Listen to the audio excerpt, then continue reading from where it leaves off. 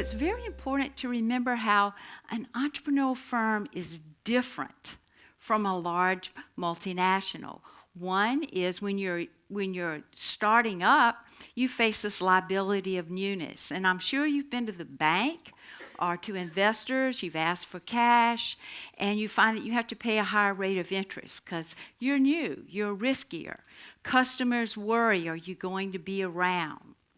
You also have this liability of smallness, and that feeds very much into something that big companies don't give a lot of thought to, and that is survival. But here is a very important advantage that you have over the multinational, and it's very important when you're thinking about internationalizing, and that is that you enjoy learning advantages of newness. Now, I like to think of the multinational as that big freighter ship, and think of the entrepreneurial firm as the speedboat. What the multinational does, and as any firm becomes larger, they tend to do this, they develop very efficient procedures, policies, routines. They set them in place, and if they want to make major changes, it can be very disruptive to the organization. So they become rigid, and as they become rigid, they don't learn as fast. Entrepreneurial organizations learn faster.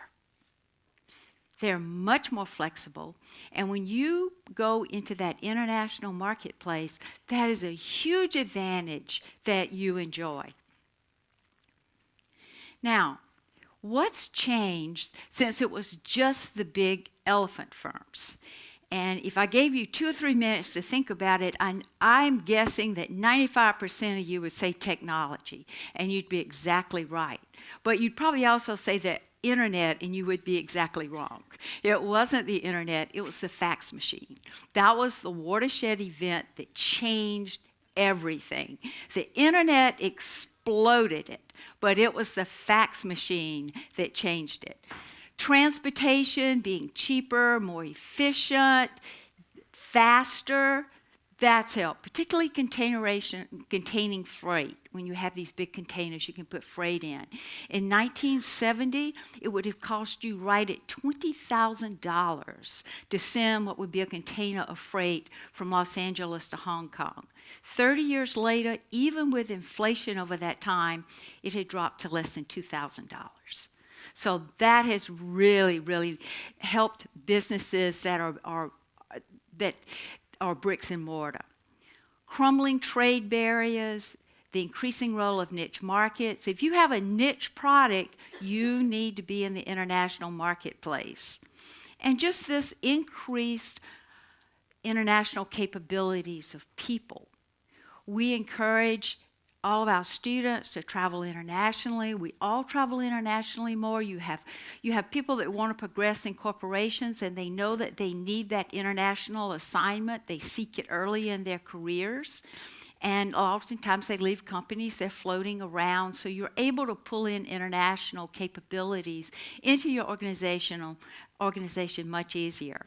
I've talked to lots of international entrepreneurs. And if you ask me for one thread that went through all of them, I would tell you is that they all have a global vision.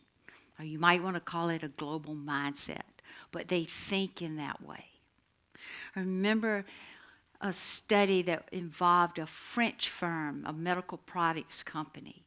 And if you know the French, they tend to be a bit nationalistic and very protective of their language.